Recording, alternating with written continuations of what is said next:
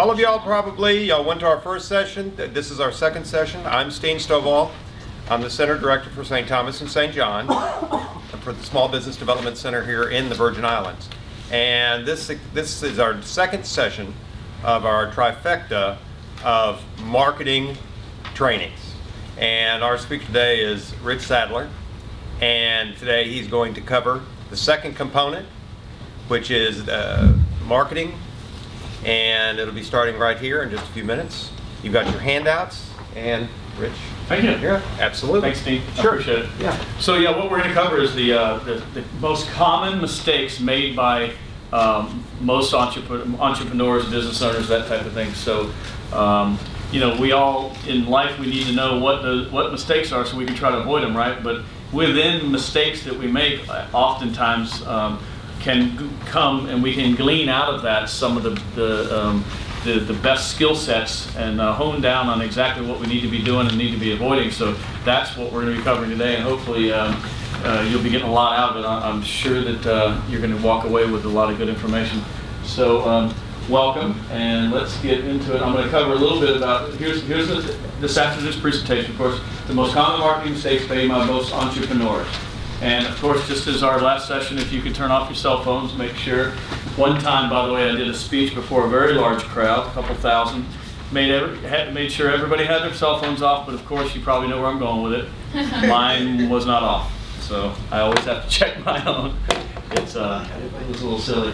So very briefly, I'm going to go over who I am, what I'm all about, etc., and why should you listen to me about new and different strategies for multiplying your sales in your business.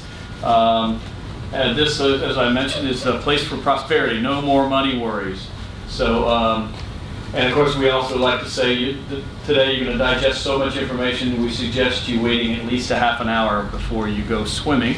Okay, so I mentioned before in our other sessions too about my two mentors. One is Dan Kennedy, the other is Chet Holmes. Dan Kennedy, of course, is he's known for magnetic marketing strategies. His strategies are proven in 156 different categories and product service categories. In fact, that's an older sheet. It's probably well over 200 by now. He influences over 1 million business owners a year, very highly respected, and a lot of different magazines have done write-ups on him. And he's trained most of the marketers out there. If you know of a marketer, online or offline, approach them and ask them if they know who Dan Kennedy is, and there's a real good shot they're going to say, of course, that's who I learned from. So he also, by the way, does the No BS marketing newsletter that comes out each month, and there's over 60,000 subscribers worldwide to his marketing newsletter. It's the largest in the world, and it's quite interesting. It's packed to the gills. It's not a pretty newsletter, by the way. It's not all high and glossy and stuff. Khalid over here would have a heart attack when he saw it. Because it's just 3-column ugly. It's an ugly little thing, but it's solid information, man. I know a lot of people that husband and wife team, if they're doing business together, they fight over who's going to get it out of the mailbox first. I mean, it's that solid of information. And also, by the way, he's known for No BS. He's written a bunch of No BS books. And they are just that. They're very straightforward, hardcore, direct stuff. No college professor academic theories. Actually does it in the trenches, business to business, where they eat their young for breakfast every day. I mean, this is the real stuff that he talks about. Anyway, I won't bore you with all this stuff, but he does have a lot of corporate clients, but mostly he works with small to medium-sized businesses. Not that he couldn't otherwise, but frankly, much like myself, he doesn't like working in the corporate world and that type of thing. I mean, I've done it. You'll see I've done a lot of the high-end companies as well, but the corporate environment, the politics involved, you guys probably have dealt with that on occasion. If you worked in corporate America, it can be challenging. Much rather work with small and medium-sized businesses, much like what the SBDC does here, right? That's primarily what they do, is help small business. There's the magazine that Dan Kennedy's been in, and of course, this is another gentleman that I've learned a lot from, Bill Bartman. He's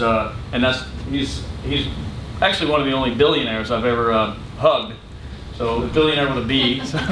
But he's actually quite an interesting guy. He actually revolutionized the credit world in our country and globally as well.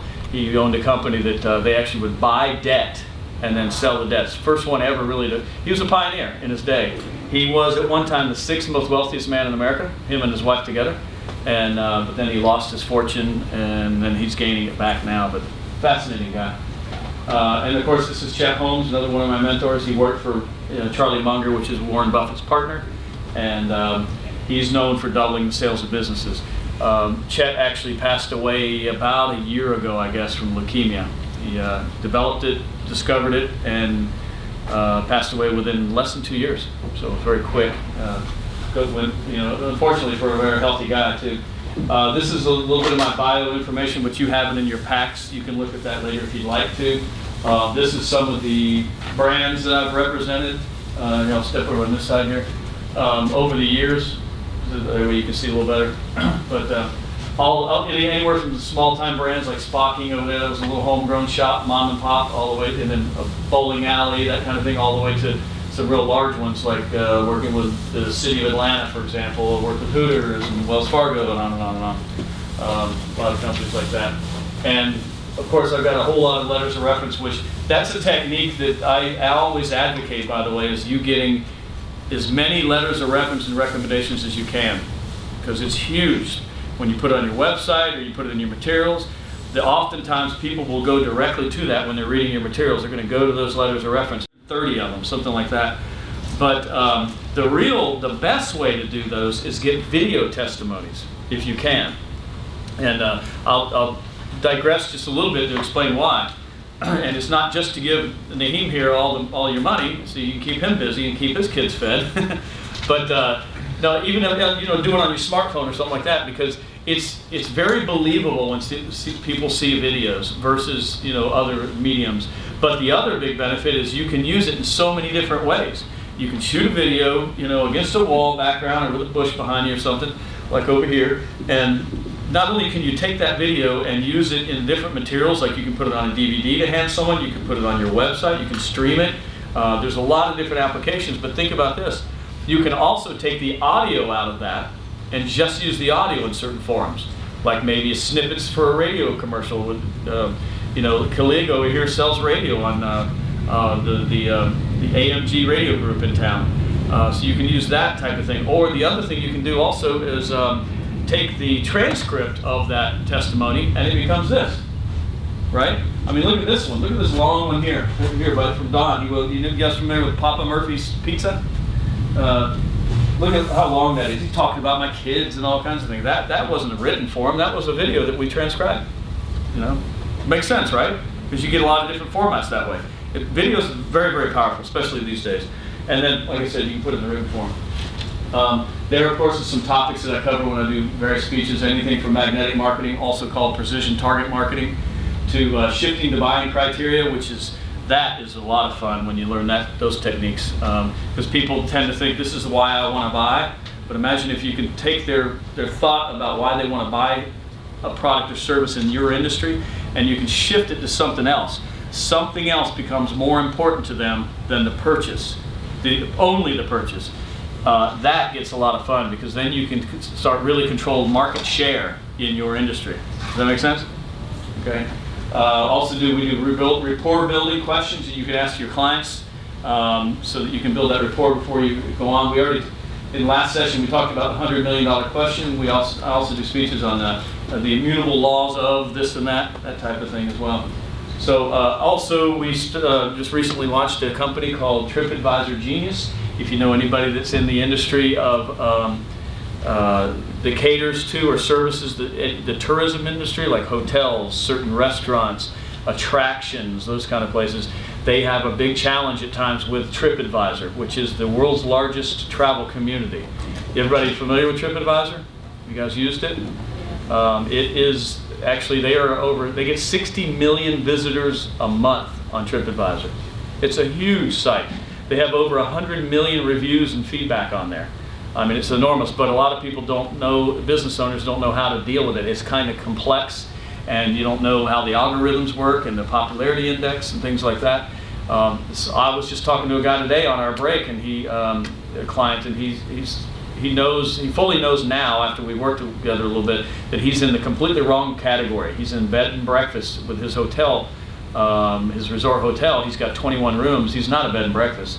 He needs to be in a completely other category, and he'll step up almost immediately after that. So he's also got some bad reviews, by the way, so we're going to help him with his bad reviews. So if any, I don't know if any of your businesses relate to the travel industry, or you cater to tourists, but TripAdvisor can literally make or break your business. It really can, and I know several. In fact, I know one guy that is just becoming a client now. He had a boat charter business down here in the Virgin Islands. He was, for many, many years, ranked either 2 or 3, sometimes 4, but that was where he hovered. Got 2 bad reviews. They were pretty bad. Neither one of them, by the way, actually ever came on his boat. They were scheduled, but like his engine went out, so he shifted them to another boat, set it all up, arranged it. They had a great time, but then they gave him a bad review because they didn't get on his boat. Now, had he gone with us before with TripAdvisor Genius, we would have made sure that those bad reviews never landed on his profile. The reason being is one of their rules that he could have pointed out to them. One of their rules at TripAdvisor is you have to have used the product or the service. Like, you can't leave a bad review about a hotel that you never stayed in, right? Well, he allowed that to happen. He didn't know we existed, and now he's got him there. Now it's a little too far. We're still going to try to fight it for him, but we'll see. But we do that stuff. We help them with descriptions, profiles, etc. But send people to us, by the way, TripAdvisor Genius. You get a commission. So that's what we do there. So also, of course, I do a radio show here in town on Radio 1 in St. Thomas. And here's the sticker if anyone wants one of the stickers to put in your window or whatever. Radio 1 is the premier news talk weather station in the Virgin Islands. It's got a very strong signal and very good lineup. In fact, we're working right now to get the lineup straightened out and get some more programming on it, particularly in the afternoons. I'll be doing Wednesdays at noon to 1. So if you want to jot that down, make sure you tell your friends, noon to 1, Business Success Radio. We're going to talk all things entrepreneur, from hiring, firing, to training people, employees, to hiring superstar salespeople, to doing business plans, marketing plans, anything and everything related to business. We're going to be talking about it on Business Success Radio Caribbean. And we also offering sponsorship opportunities and interviews on the air as well. And actually, this gentleman right here is going to be on our show, right? You're gonna come on, Peter? Please feel free to go to Facebook, Twitter, that type of thing, and like us on TripAdvisor as well as Business Success Radio. And by the way, the website, I've got to revamp it from what I was doing in the States, but it's bizsuccessradio.com. B-I-Z, bizsuccessradio.com. Oh, and on Business Success Radio, our moniker, our USP, if you will, it's a little long, I'm working on it, but it's dedicated to empowering Caribbean entrepreneurs, business owners, and sales professionals to grow and prosper to better serve clients and the community, because that's what it's about. That's one thing I really love about the Caribbean and the islands, that we're very community oriented. Everyone seems to be, for the majority. And there's some of the things that we're going to be covering in Business Success Radio, of course. Like I said, starting business, funding it, and that's another important thing that we cover oftentimes, and we'll be doing in the teleseminars we're going to be doing, is a lot of people do a business plan when they first open for business, and then the business plan gets put on the shelf and you never see it again. Well, the true business plan, of course, you want to do, one primary reason is to get funded, right? That's what a lot of people put a business plan together for. So you can bring it to your banker and try to get funded. But it also can act as a roadmap, and you need to be pulling it out at least once a quarter and going back to it and seeing if you're on target, or is it still relevant, or have you switched your approach to the marketplace completely? So it's real important to do that, and that's kind of things we teach as well. And also, like setting up sustainable referral programs, we'll talk about that, precision marketing, effective time management. Why businesses fail, we go over that type of stuff on it too. I do a whole show on why businesses fail, which kind of ties together a little bit about what we're doing today, right? Because we're talking about the common marketing mistakes. Well, that's one avenue that people fail. So let's move on. There's a flyer you should have in your pack about the radio station, the radio show we're going to be doing. Before we go on, can I get you guys' opinion? I need a little help here. These are some logos that we're doing, and I wanted to get you guys' opinion on what you thought of which one. The bottom left. The bottom left? Yeah. Bottom left is yours? Coley. All right. And anybody else? That's your name? Yes. Seems like, anybody else? What about you, Dan? I like the second one for the fact that rich is in your name and that S symbolizes it. What's the second one on the top right, you mean? You can do the dollar sign at the bottom left. Yeah, you can On do the smaller S. That's I what know, it's but like. I wasn't Believe making a saying. It's not mistake as to see that that's a dollar sign, so. Yeah. It's not as in your face, but it's, Right. you know, a hint of, you know, it's What about you, man? You're quiet. Any of them? And it makes sense with your name, Rich, Right, having the S as dollar signs. right. I think it's, Yeah. That's why I Yeah, like I like that. Go with that. dominant. I mean, Yeah. the one on the left at the bottom looks nice too. yeah. Right. Yeah, okay, I appreciate that, guys, thanks. See, this is a part of the whole The dollar sign is mastermind not thing bad. we talked about. What's that? The dollar sign is not bad. Yeah, but the actual all the way through, don't you think that's a little bit much, though? No, because you're rich and you're richer and you're working hard and building business to be famous. You want to make money There you and go, good money, yeah. that's Yeah, it's why I funny, was friend. running the S and your first name said it all. That's your that's the exclamation mark. Right. Yeah, a friend of mine years ago, he pointed out that I always introduce myself as, "Hi, I'm Rich." He said, "You do that on purpose, don't you?" I never That's thought not about it. idea. I never thought about it, but it was funny. Like Dr. Yates. Now, every time I do it, But Dr. Yates. but now every time I do it, it's a little conscious thing going, "Oh yeah, that's right. I remember when he said that." So anyway, we'll move on. And a little side note here, and this can be cut out of the video, but I realize a little bit of this is redundant, and please forgive me. I swear I'm going to give you good content here in a few minutes, but I know for you that have been here for a while. But let's just look at it as a refresher, okay? So that part's going to be cut out, maybe. We'll see. So I'll pause. Okay, so we'll cover customers versus clients, which I'm a big fan, of course, of keeping this alive in your business and making it a part of your culture is to refer to your customers not necessarily as customers but as clients. And like it says, you want to strive to create an internal culture within your business and the attitude that reflects those providing us our living as not just customers, but clients, but not as customers, because the definition of a customer and client are dramatically different. A customer is someone who simply buys a product and service, whereas a client is under the care and protection of a benevolent individual, someone who wants to help them to buy that product and service. So the cultural difference mentally, psychologically is vast at times, you know, particularly when you've got staff. How many of you here have staff? I know you've got staff. Yeah. Not yet? So, and then of course we want to go over these are the ground things we got to get out of the way and make sure we're all on target with. The hierarchy of the easiest customer or client to sell to is, of course, the easiest customer to sell to is one that's bought from you, the one that's buying from you right now. The second easiest customer is a referral, someone that presumably has done business with you, likes what you've done, and they're referring you on. And then, of course, the third easiest customer to sell to is a former client, someone that's bought from you before. Okay, so keeping that in mind as we go along, you're going to see how that curtails and dovetails back to what we're doing here. By the way, this is another funny one I found as well. It says, Dad's against daughters dating. Shoot the first one, and the word spreads. I love it.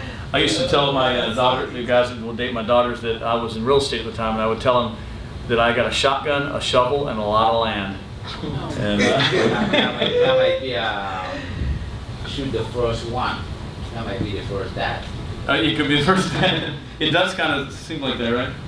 So anyway, let's go over this is the marketing triangle, and this will be a good refresher for you, those of you that have seen it, and it's great information to have if you've not seen it. Marketing triangle is the 3 M's. That's market, media, and message. And you always want to start out with that first, the first one you want to get is message. You got to get that message down. Your unique selling proposition. Okay, and so as it says, if you get the right message plus the right market, that's the target market you're going after, and you pick the right media, then of course that's the right results. That's where you get results. And as I often point out, most people get it backwards. They pick media first. They go after placing an ad or placing a radio ad or a newspaper ad or whatever. That's all media, but you need to pick message first. And the way you go about that message is, you guys remember this? The question that you ask yourself. So you come up with that USP, and that's right here. Why should I, your ideal prospect, do business with you versus every other option available to me? That's vital that you get the answer to that question with your business. why should I, your prospect, do business with you versus every other option available to me?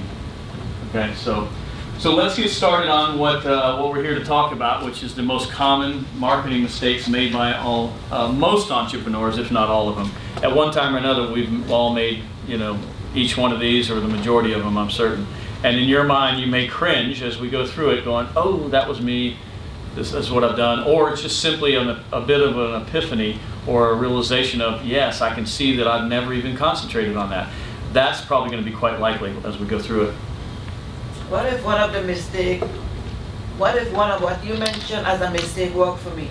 But if it worked for you, that would be fascinating. I would like to see that. Well, as you would go through it, yeah, that'd be fascinating if it works for you. And perhaps it could. It could. So let's go to the first one. By the way, I'm compiling all these right now into a book, and this is the book. You guys may remember this from a video you watched. The hassle-free. Did you get it? By the way, Target Rich Marketing. Target Rich, my name. Get it? I get it. Okay, it's a spin-off. And one of our websites, by the way, is Profit Rich Seminars, Profit Rich Training. So it's avoiding the top 12 mistakes nearly all business owners can make so you can easily pierce the competition. The pierce word came from the logo, which is the little knight in shining armor, piercing, that kind of thing. It's a spin-off. So anyway, marketing mistake number 1. This is a big one here, and that's becoming an advertising victim. And that's when you put out a lot of money because you typically picked media first, and you don't really know if it's going to work or not, or if it did work or not, or whatever, and oftentimes the money just goes away. And everyone has at one time or another become an advertising victim. It's easy to become one. You see, like it says, you see some advertising sales reps or agencies come and tell you that you need to advertise because you just need to advertise, and they want to sell you institutional type of advertising, whether it be a media rep, selling radio, which is well-intentioned, or what have you. Institutional, I'm not a fan of institutional advertising per se, just in itself. In fact, I often tell my clients, don't advertise. Now, marketing's different.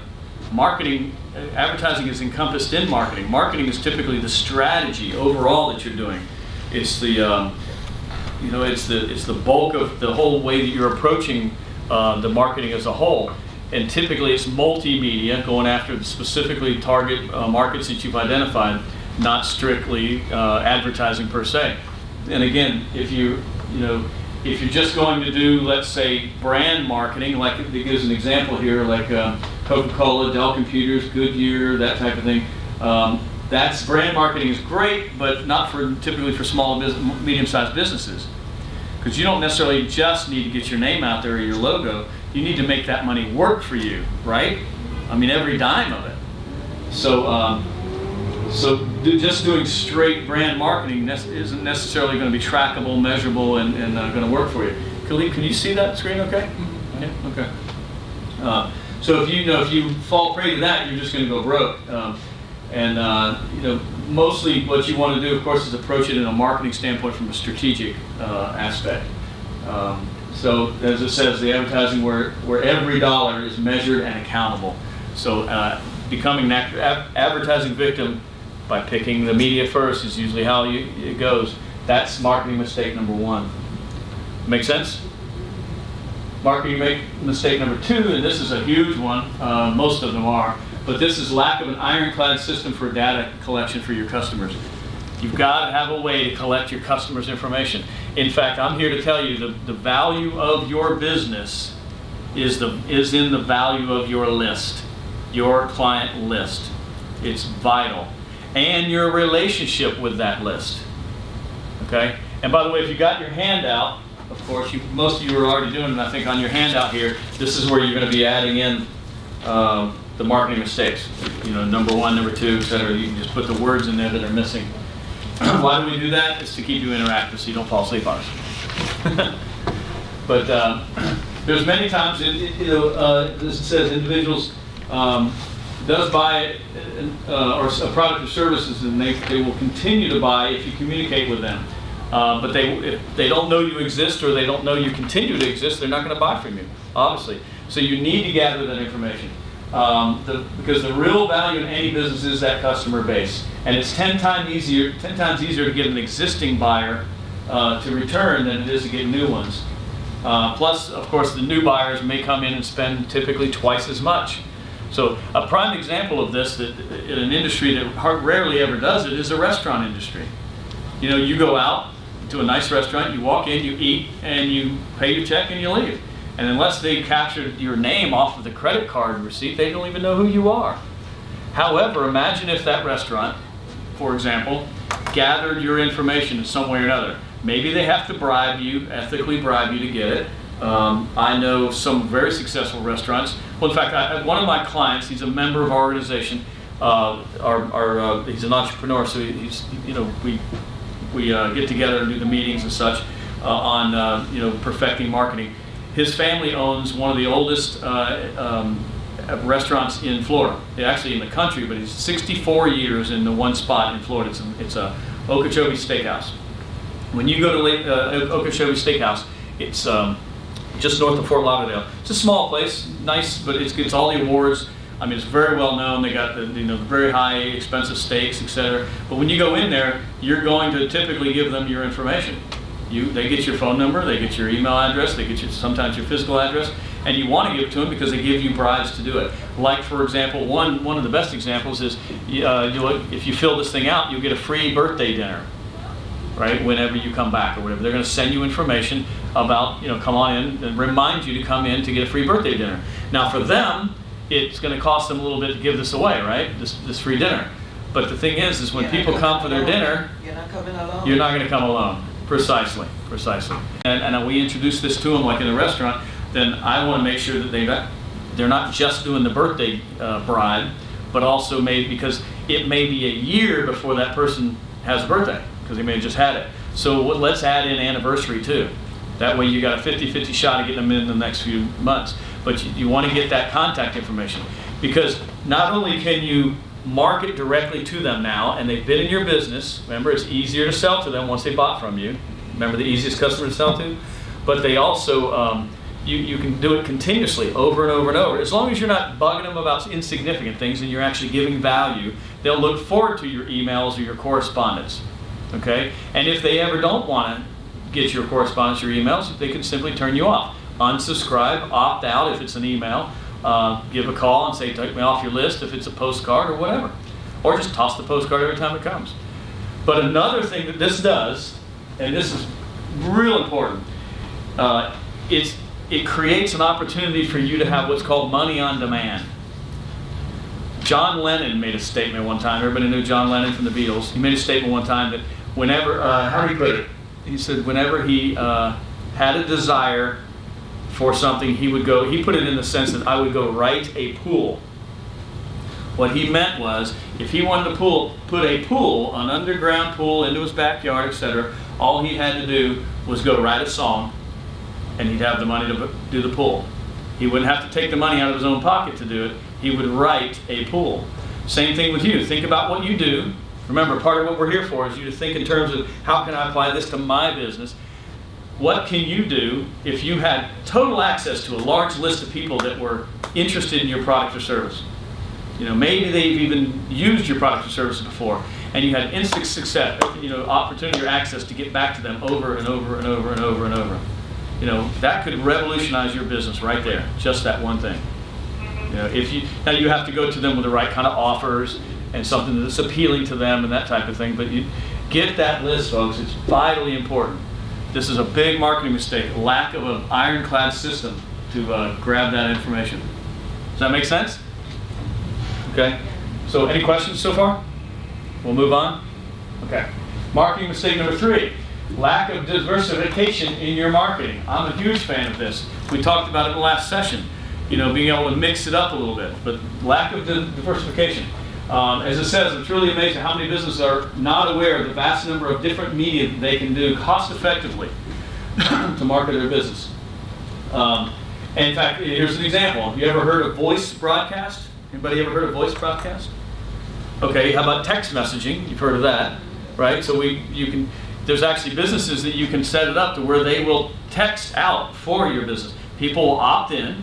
An example is my son goes to Tropical Smoothie in the States, and he signed up for their little thing, and you know, he's a young guy, he's 21, 22 now, Well, he loves going to this place. Is it Tropical Smoothie? Something like that. But now he can be driving around and he'll get a text on his phone saying, for the next 3 hours, we're doing a 25% off of smoothies or something like that. And he can swing into one of these locations. There's about 10 of them in his area, and he can take advantage of that offer. Well, that's a huge benefit for the advertiser, because look how easy that is. Now, does everyone want to give you their cell phone number? No, but that's an opportunity right there. Some of them will want to, particularly if they're a fan of your business. Like another chain in the States is Bed Bath & Beyond. People that go to Bed Bath & Beyond are loyal fans. They love that place. Home Depot's another one.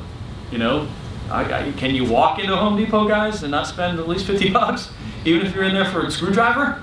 But imagine if Home Depot sent you things, you're a loyal fan, they sent you things once in a while of offers that really are legitimate. That's diversification in your marketing. Home Depot does radio ads, they do television ads, they do newspaper, they do magazines, but diversification is all that together, including the text marketing, etc. Another one is voice broadcast. Voice broadcast is used to be machines that you get. I've got a friend and the client in Houston. He's got he does day trading on this. That's his main business, but he's got a side business that he sells burial plots of all things. Well, that's not a fun thing to do, is pick up the phone and try to call them sell burial plots, right?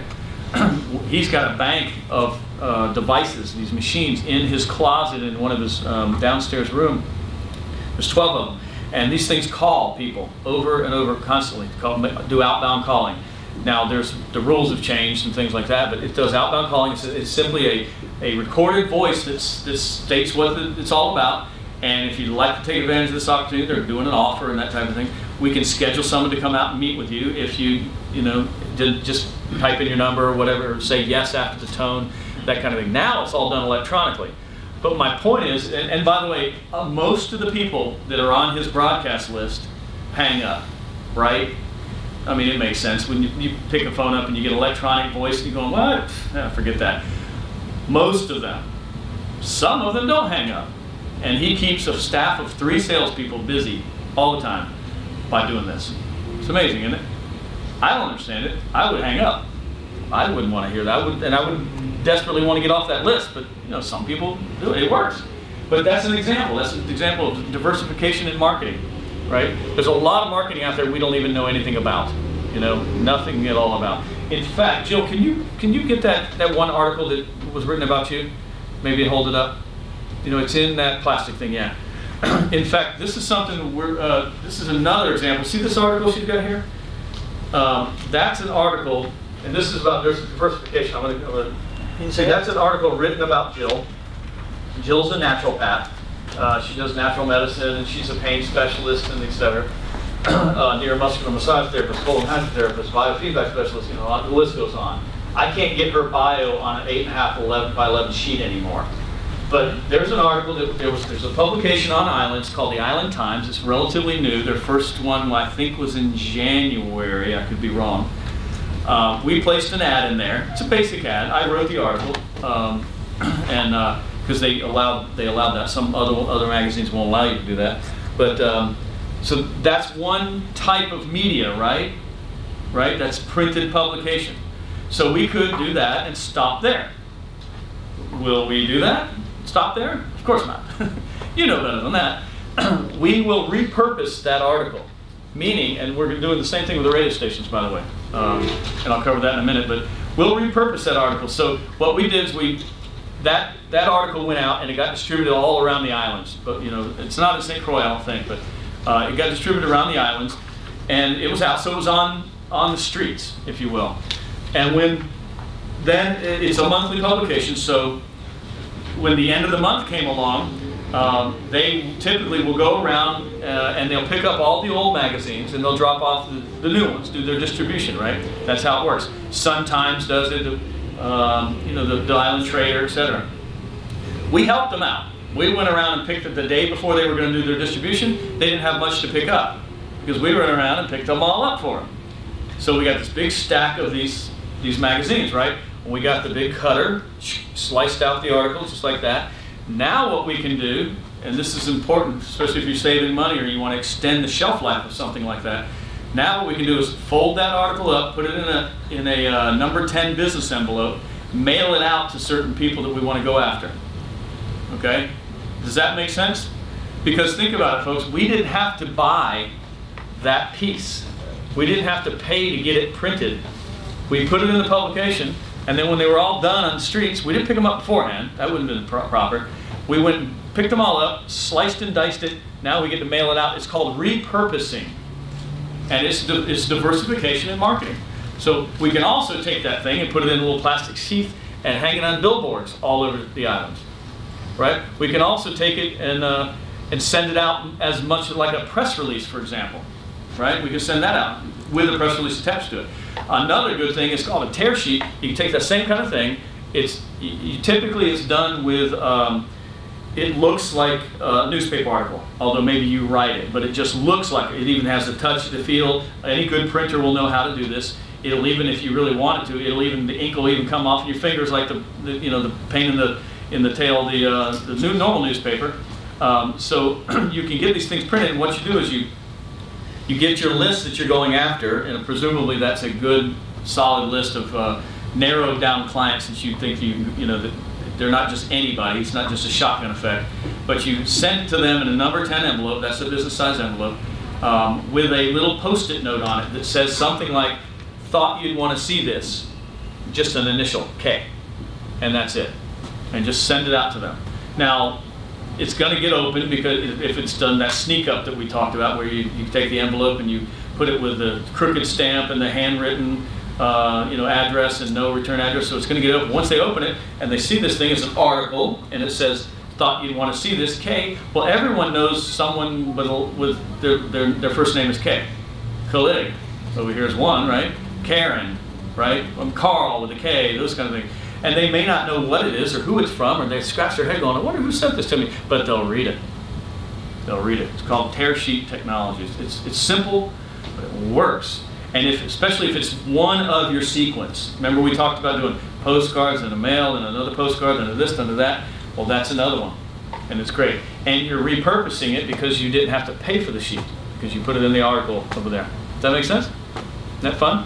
We're doing the same thing with the radio station. I'm the marketing director for AMG Radio, and we're changing the format of some of the stations, doing reprogramming. In order to make the announcement for that, we've done some work with the Daily News and the Trader, and we're going to be putting full-page articles in both of them, trying to get on the front page of the one, at the bottom of the Trader, and that little panel at the bottom. When those are done and with their distribution, we're going to go pick them all up, and we're going to do the same type of thing to all the major advertisers and major advertising agencies in the area, coupled with several other things, television and some stuff like that. But that's diversification in marketing. Does that make sense to everybody? Yeah. The more you do that, the more impressions you're going to make. And by the way, before we go on, I got to make this point too, and that is, statistically, it used to be you'd have to make about 4 impressions on someone, 4 touches, if you will, before they make a buying decision. Do you know what it is now? It used to be 4.7. Now it's 8.4 or 8.3, I think it is.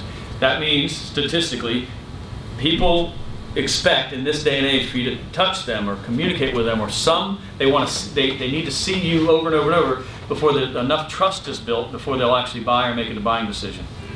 Industries, it can be different if you're dealing with corporate, like your ultimate, in the nanny service business, your ultimate client is the parent, but you also, that's a market segment, but you also you want to go after the concierge and the hotel managers, so you need to touch them over and over, let them see you see your logo, hear from you something over and over and over, and then it starts happening, they start buying. It's human nature, it has to happen, but you've got to stick out in some way, you've got to get that USP, because after all, what was it? Pac Bell did a study in 1954. How many marketing impressions do people see on a day-to-day basis, from when they wake up in the morning till the time they go to bed? Back then, it was just over 3,000 in 1954. Do you know what it is today? Marketing impressions that we, on average, see every day. Any venture to guess? Because think about it. When you get up in the morning, you grab the toothpaste. There's a logo, Colgate, Crest. Right here, and then it's on the thing, and you open the thing up, and you're going to go shave, and it's right there, the gel, and you're driving to work, and you're seeing it everywhere. I can stand in this room and look around and see some, right? I mean, Desante, Le Bleu, right? They're everywhere. These days, the other study was done in, actually it was 5 years ago, it was 2007, 6 years ago. It was, it's over 30,000 impressions a day for us now in this day and age. And if you're a business owner, typically, an active business owner, typically you're gonna see even more marketing impressions because you also are bombarded by media reps, you know, that kind of thing. So all the more important to have your USP and to stand out from the crowd, right? And to have diversification in your marketing. Any questions? Anything to add? We've beat that one up well enough, right? Want to move on? It just gets my mind It's going, yeah. for all Mind the going. things that you can actually do. Because that makes me I'm trying to run like a pet care service. Right. I saw your book, by the way. That's, Oh, that's I good. did You're read studying it. up, yeah. Did you read it? I mean, did you write it? I'm through most of it. Right. But it's a recent, and I just got my license in the past 6 months, so. Sure. That in itself was a big undertaking. Yeah, I'm sure it was, yeah, especially down here. But in this, it's making me think about maybe just calling the newspaper. Maybe you could somehow get a column going on certain days. Absolutely. Present yourself as an expert, Sure. whatever field it is. Have you done Nanny the pet thing service. for a while? Well, I've actually, it's kind of interesting story. I've worked at Fish and Wildlife Oh, for the past 10 years. So I'm mainly used to marine animals, wildlife, exotics. exotics, sure. So now I kind of want to do my own thing. Perfect. I'm just kind of stepping out there and seeing what I can do with What do you domestic think about doing? animals. What do you think about doing a radio show? Your own radio show. Trust me, Every- people love animals here. I know. Every Saturday or Sunday. I'm coming to realize that. We can talk about that. Another thing you can do I was too is gonna it, suggest to her something that a friend of mine in the States, she has someone coming to groom her puppy. So maybe you wanna get a vehicle that can go to them instead go of to them yeah coming instead of them coming to Well, you. there's a guy that does that, the mobile pet grooming called Pampered Pooches, and then not to give him a plug, anybody, but and then there's also in Crown Bay, there's a Oh, pet yeah. grooming. We just there. walked past it. Yep. Yeah, and I kind of feel like they've taken that corner market, and you probably need certain, I don't know, training for that. So I'm Well, I can trying tell you to- though that I see some of their marketing out there. There's the one by the movie theater, but I can also tell you that they have this logo Yeah, that is the daycare. not a very good logo, and it's really tiny. Yeah, There's no, I mean, I do marketing critiques as well for clients. right. That ad is like really bad. I mean, it needs to announce right at the front what it is, and it Right. doesn't do that. You have to really want to read that. And the problem with that, it's an ad in a publication. It's a printed publication. The problem with it is the printed publications, newspaper, for example. That's a selective medium, meaning you have to select that thing. You have to want to read that ad. And in the case of this one, you have to really want to read it because you can't understand what it is. It doesn't say very clearly at all. Right. Versus something like broadcast, like colleagues who represents the radio stations and sells for them, that's an intrusive medium. That is drive down the road, it comes at you. If you're listening to the station, it's just going to come at you. You have to choose to get it away from you.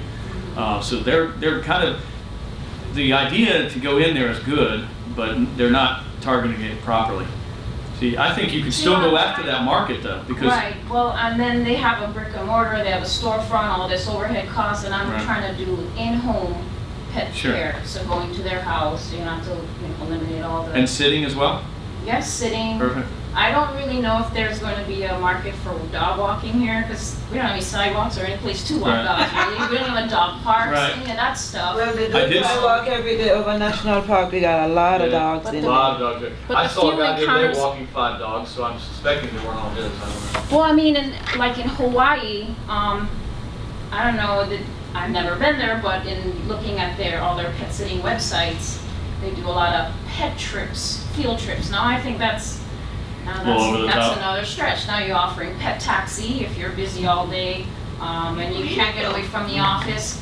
Maybe you need to you call me to drop your dog Right. to the groomer, You to could the vet, do or you could whatever. do pet massage, pet therapy, Oh, I mean, the list pet goes on and on. psychology. But I also was like, And we do have pet. We do have I don't want to take on I too forget much forgot the show that they have for dogs. initially.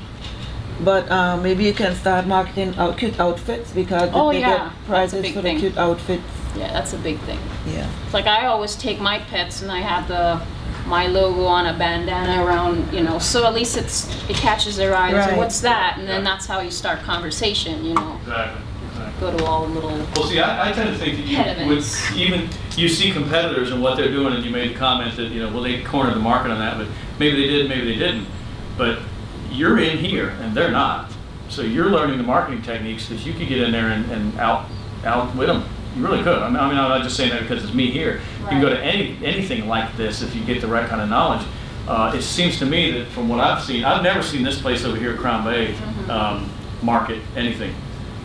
No, that's not true. I did see something for them. I did. style of dog. Something like that. But the other one by the movie theater, I've seen that several times, but it's the same ad, and it's really bad. You guys look at it next time you see the ad. The logo is, when you do a logo, one of the most important things you want to keep in mind is multiple things, but one is how is it going to transfer to different mediums? How's it going to be on the crest of a shirt? A hat, on a billboard? How's it going to go into an ad? Those things. How is it going to be black and white versus all color? You fall in love with your logo, going, oh man, I love it. The colors are so vibrant. Well, if you go into let's say you sponsor a school function and they're not going to do it in color because it's inexpensive. They do it in black and white. Well, yours might fade out. It doesn't bleed right. Am I right? You design guys. That's real important to keep in mind. Well, they lost it on that one because this logo, when you see it, it's like drowned out. You don't even see it. And they're hoping that logo will apparently. Hoping that logo will be the name in their ad, so they didn't put their name in their ad. And since it bleeds out, you don't know the name of the company. So that's your competitor. I think you got a good shot at this one. I did. So let's go over number 4.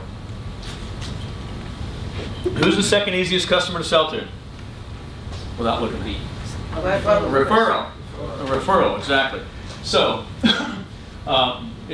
since it's a referral, most businesses live with the myth that if they treat their customers great and they give them good merchandise, good products, good services, and great service, that their customers will refer to them. They will refer them to a friend.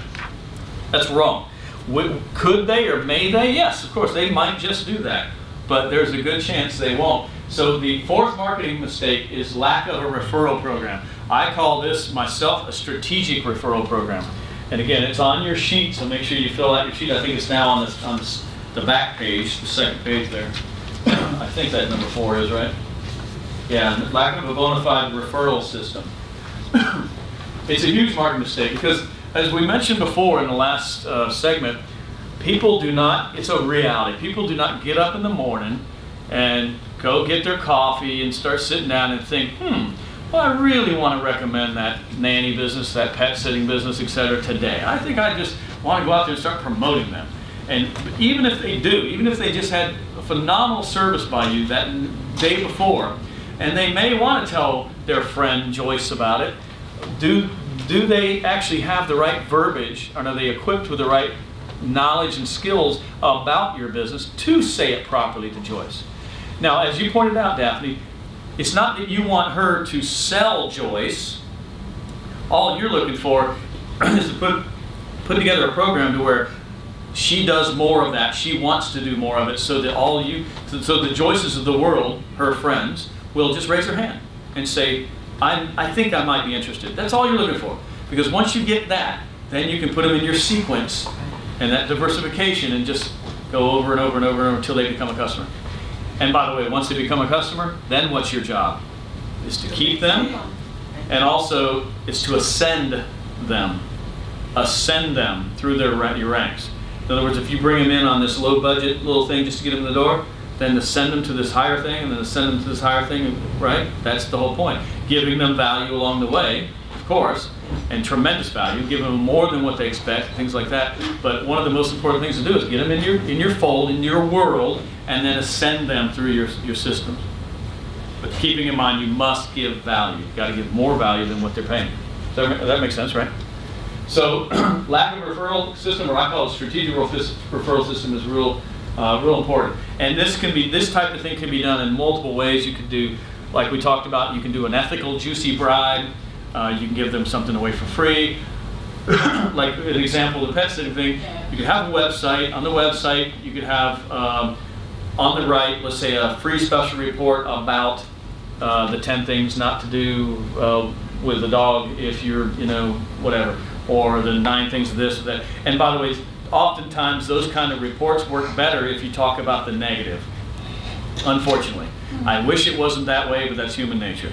So if you said, you know, the 7 great, wonderful things about this, then it's not going to be as good as if you said the 9 things to avoid, or the 8 hazards, things like that. People care much more about that, and it's more readability, and it works a lot better, and it's more compelling. And I wish it wasn't so. You know, but remember, what's the number one hallmark of business in my world? Results. Results. It's not my opinion that matters.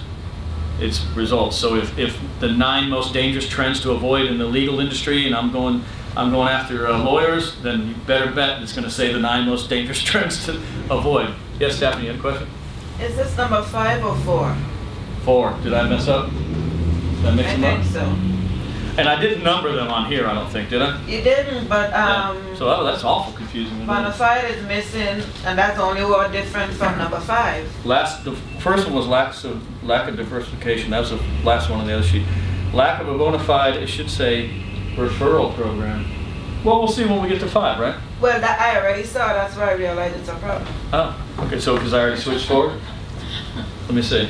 No, if the other one's supposed to be bona fide, then it's probably switched, but in other words, it's just a lack of a blind program, and it's lack of a Do we have 10? referral program. It is 10.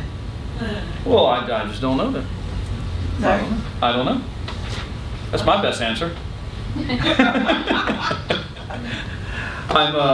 Lack of, no, I'm pretty sure we're still on. Lack of referral program, lack of a bona fide referral program, bona fide, strategic, whatever. I thought so, but then I guess it's the same in the next one. Okay. Yeah, the next one is, we're right. And the next one, we'll go over that too. Let's go to number 5, is if referring customers is the second easiest customer to sell to, who do you think the third easiest is to sell to? You guys remember that? One that bought from you before, Right. right? One that's maybe gone away or what have you. They have purchased from you before. Again, most businesses totally ignore the customers that have been using their services in the past and they're not here now. But usually they figure, well, they just went away and that's it. We got to go chase new customers now, right? That's what most people do. They're constantly chasing new customers all the time, which is horrendously expensive. It wears you out. It's just, it's good to do. You got to keep it in part of your marketing mix. However, don't forget to sell customers more. Remember those 3 ways? Sell the customers you have more things and sell things more often. But also go after the clients that have bought from you before. And that's what this one is. It's the 5th marketing mistake is the lack of a customer reactivation program. That's what those 3 lines are, customer reaction program. Now, really we should say client, right? Because we all wanting to create a culture of client versus customer. Right? You were thinking that, weren't you? But now this could be, there's a lot of ways you can handle this type of thing to go after those customers that have bought from you before, but usually it's making some kind of connection back. I'm a fan of, well, I'll back up. I'm not necessarily a big fan of lowering prices, doing discounts, things like that for my clients. I would much rather see my client, as opposed to saying, come to us now, we've got 20% off. I'd much rather them say, here's the price, and we'll give you this other thing for free. It's called value added. So bottom line is my client still gets the cash, and that other thing for free, maybe it has a large intrinsic value, okay, perceptional value, and they add it in as a big bonus, and sometimes you can do risk reversal, meaning the item maybe even has more value than the original item they're buying, but they didn't have to pay that much for it. Right. So maybe you're giving away, I don't know, you're selling a piece of jewelry and you're giving away a really nice brass looking clock, and it goes along with this. So rather than drop the price of the jewelry by 40%, maybe the piece of the clock would only cost you, perspective-wise, 15%. So not only do you, here's the thing, not only do you save that difference there, that 25% or whatever it was, right? But you also have rate integrity. which is real important. So when you're doing a customer reactivation program, don't go to the we'll discount you down to get you back in the door thing all the time. It can work. I'd much rather see, because you were a valued customer and we'd love to earn your business again, then we're going to give you this thing or what have you. And by the way, the 20% off, things like that could get customers in the door, but this is a much better way to handle it in my estimation. Yes, Dan? Which is true. The one that you just moved from, I wonder where that would fit. I know you were more targeting customer for purchasing item. Remember, mine is a service. Your servicing. It's limited because not all I offer is a service. But I was thinking while you were saying, try to move it up a step higher to get them something Percent, like, right. what else can I give them? I can't say better service because I give them the best service to begin with. But I often get a lot of folks trying to bargain, and I am insulted by it for many Yeah. reasons. One, because I have a very strong feeling I'm the only one you tried to bargain with. You didn't bargain with the hotel. You didn't bargain for your dinner. You didn't bargain with the airline. What are you trying to bargain with me? That's right. That's right. And then you're right. It is kind of insulting, isn't it? It is insulting, and you try not to have to tell them that because I'm hoping common sense will tell them that.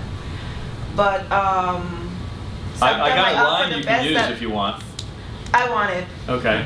Here's how Because I'll I handle have that. my own, I just try to not to use it, but Here's how to handle that. Get your pen. This is a really good one. Get your pen.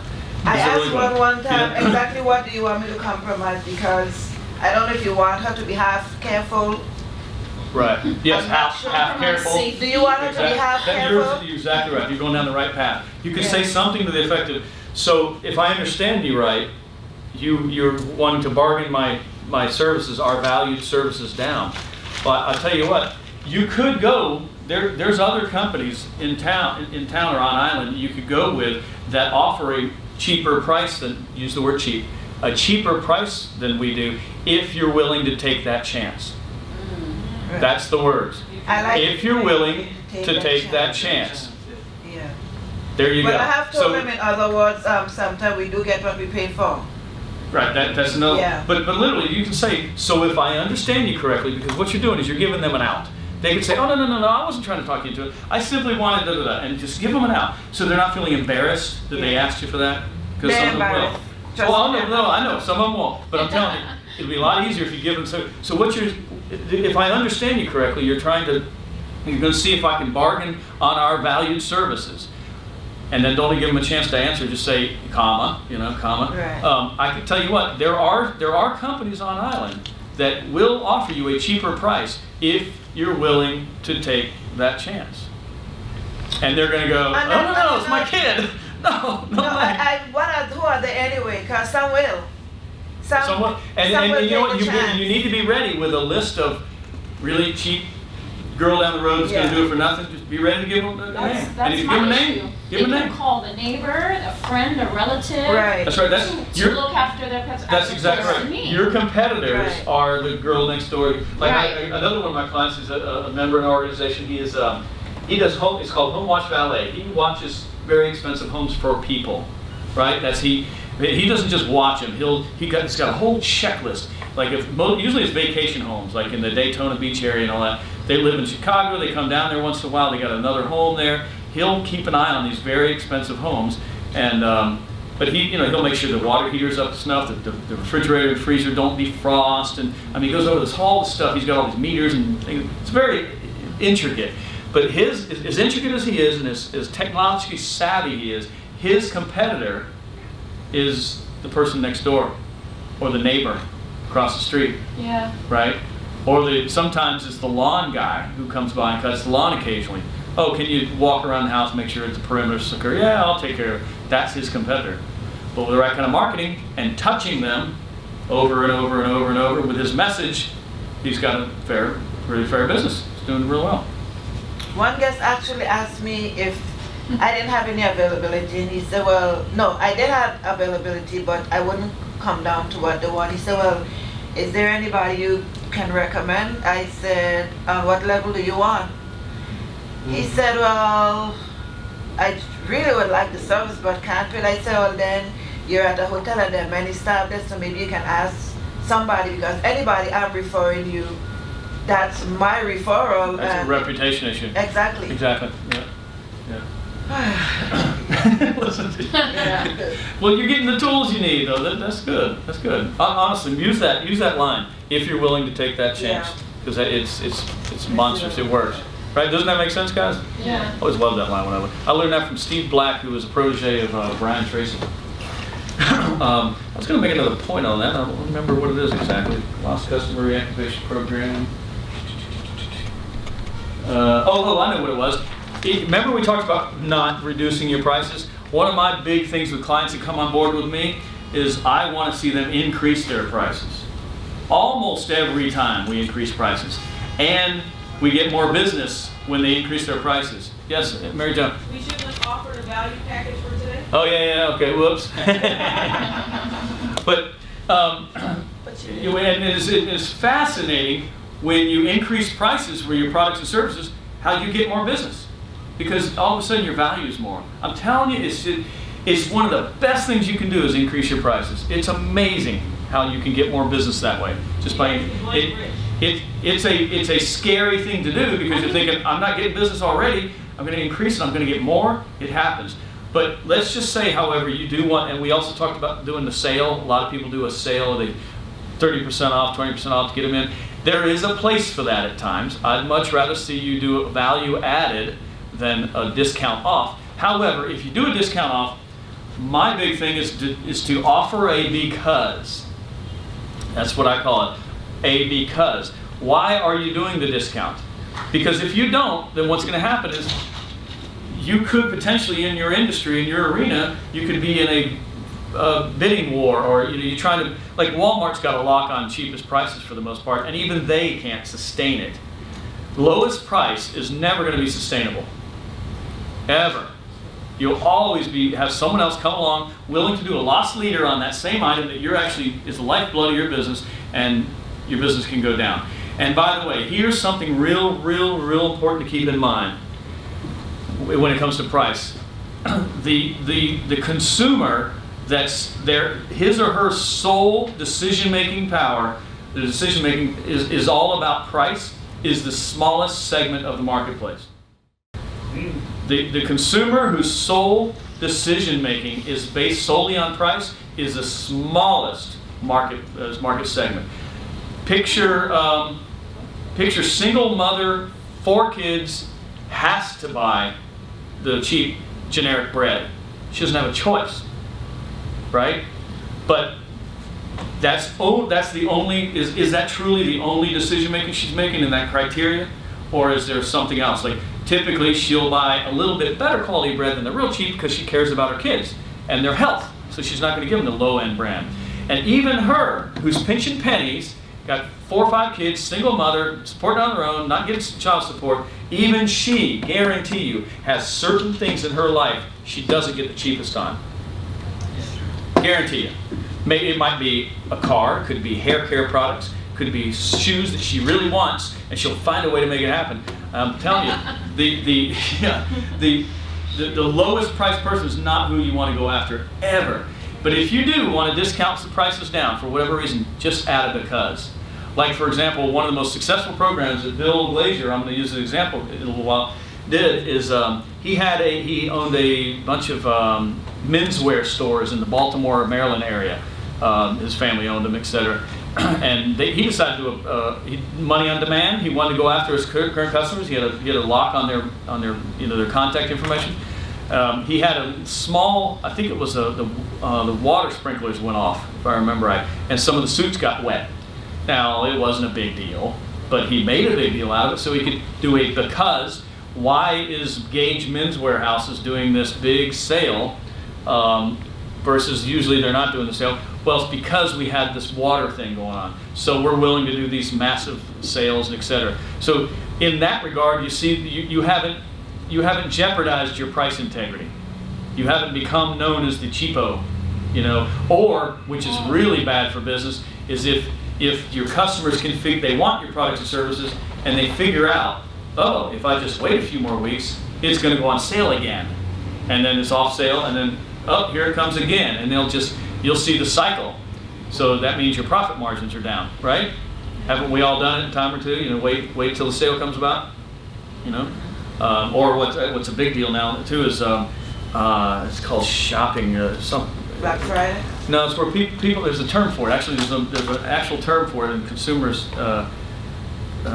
circles these days, where people will actually go into the store and they'll look at the item they want and they'll touch it and feel it and play with it and fondle it and that kind of thing and poke the buttons, etc. Then they'll go online and buy it. Oh, yeah.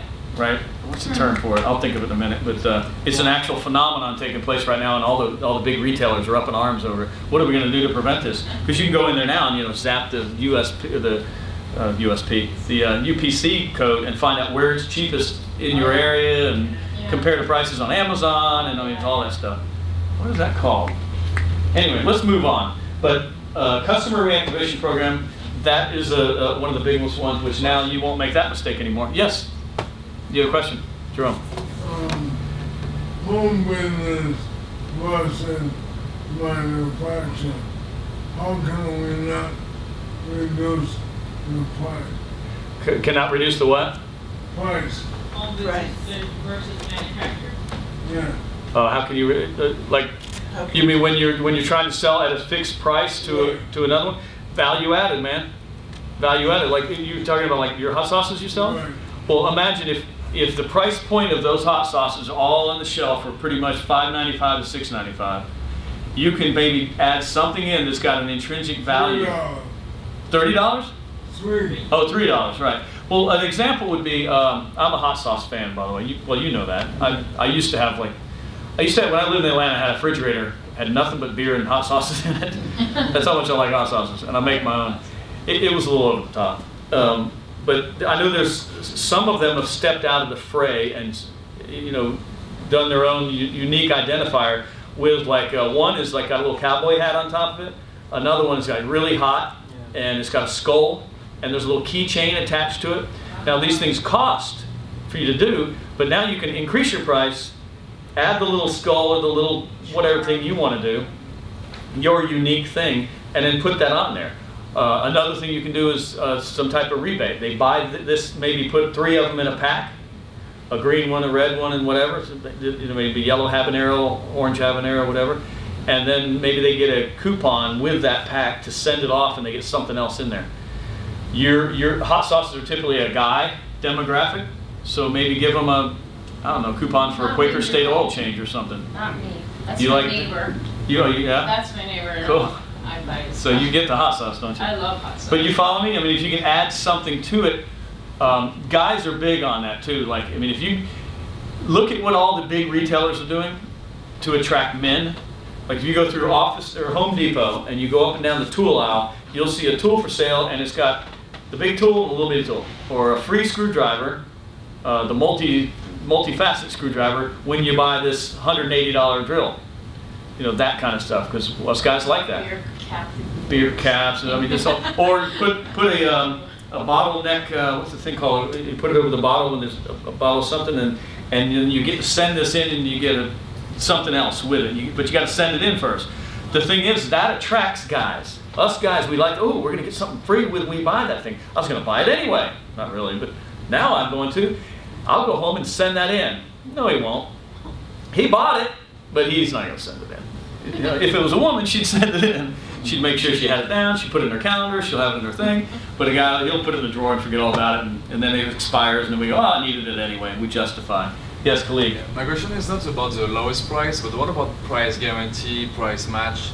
If you want to advertise in this way, or if there is a customer who come to you and say, your competitors next door have the same product, but right. Did you guys hear all that question? What about price guarantee, price matching, etc.? I'm a fan of it because remember what we talked about before, and for the camera we should say this. There's a significant difference between getting a customer so you can get a sale, right, versus getting a sale so you can get a customer. So if, let's say, there's a shop right next door to your shop selling the exact same item, serial number, everything's the same. Should you match that price, even if you're going to lose money? Maybe he bought 50,000 of them and you only bought the normal supply you needed, so he can afford to drop his price. I wouldn't do this with a common product every day that they got to buy a lot of because you just go broke. But if you can match that price, what happened is now you've got that customer. Now you can sell over and over and over to that customer. Again, it's the difference between getting a sale to get a customer. Even if you lose a little bit of money on that sale up front, what's the value of your customer long term? It's called lifetime value, lifetime customer value. LCV. Yeah, lifetime customer value. If you can sit down and calculate what the customer or client is going to mean to you over a long period of time. Like if someone comes year after year after year after year after year here, and a lot of them do here on the island. Yeah. Not a lot of the other islands, but St. Thomas for sure. If you can figure, well, my average customer comes to me and they stay with me 4.5 years. Well, 4.5 years, they come twice a year, calculate it out. They keep the kids with me this many days. That customer might be worth $1,700 a year or something, I don't know. Or maybe the whole lifetime, $1,700 for the whole lifetime. Well, would it make sense to get, and your average customer stays with you that long. Some of them shorter, some of them longer, but that's the average. Well, then it would possibly make sense for you to look at it and say, okay, well, it would make sense for me to lose money on the first sale, or, and I'm not talking discounting, I'm talking about going after, spending money to get them. Maybe maybe your first sale is $200, you spend $180 to get them in the door. So you only made 20 bucks.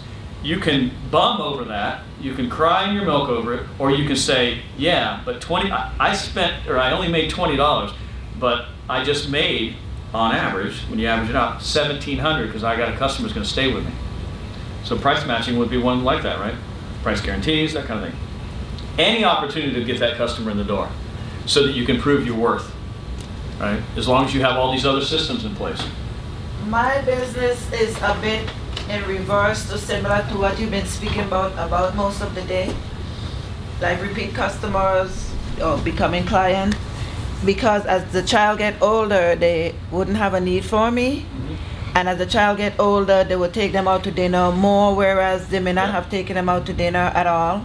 And sometimes the kids wants to go for dinner. So as the children get older, I may have them every year, let's say 7 years, but not the entire week. That's right. The first year might be more frequently going with it. Right. Yeah, but understand that, Daphne. You're exactly right. But there's certain things they're not going to stop making.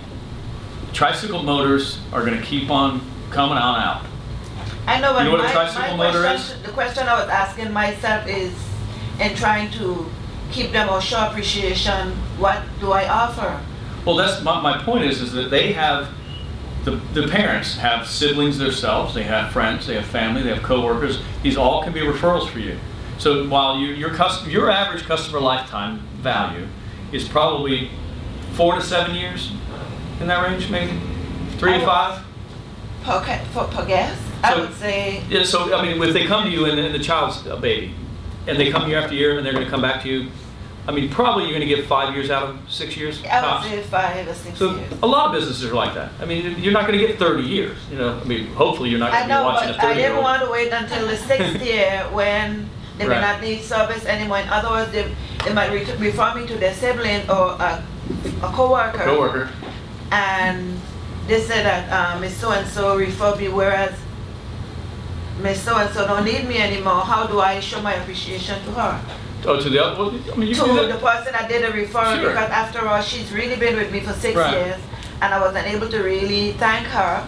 Well, the thank you could be in a flower sent to her. It could be a thank you card only. It could be, there's all kinds of things. And by the way, if you guys are not doing thank you cards, it's a huge thing to do. Yeah, you don't even have to buy them and send them yourself. There's a company called Send Out Cards. You can do it, just hit a few buttons and it pops it right in the mail to you, ships it out, does everything. In your own handwriting even.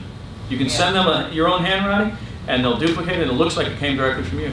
But my point is that there are other ones and you can thank them all kinds of different ways. You can send them an Omaha Steak Company. Not my way. Yeah, I mean anything like that, you know. But the point is to get the customer in the door so you can prove yourself and then get them repeat business over and over and over.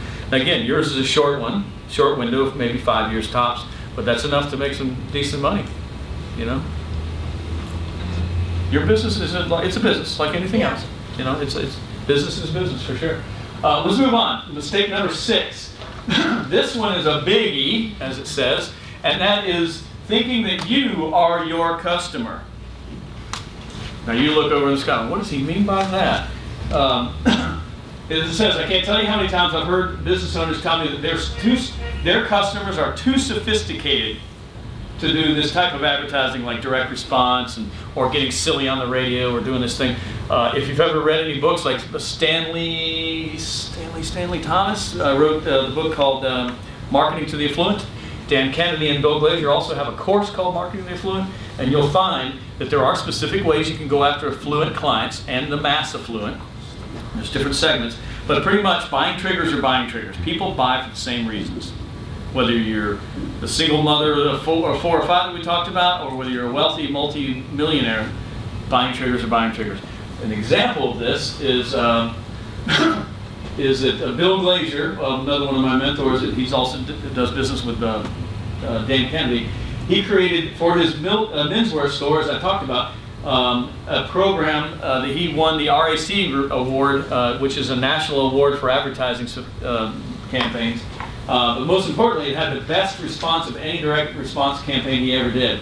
And you know what it was? He did this thing in a airport. So he had a layover in an airport, and he sat down and he pulled out a yellow pad. It was a yellow legal pad like this, and he hand wrote an offer, because he had that thing I talked about earlier where he had a little bit of the sprinklers went off, wet some of the clothes. It wasn't a big deal, literally. It was not a big deal, but he made it out to be a big deal.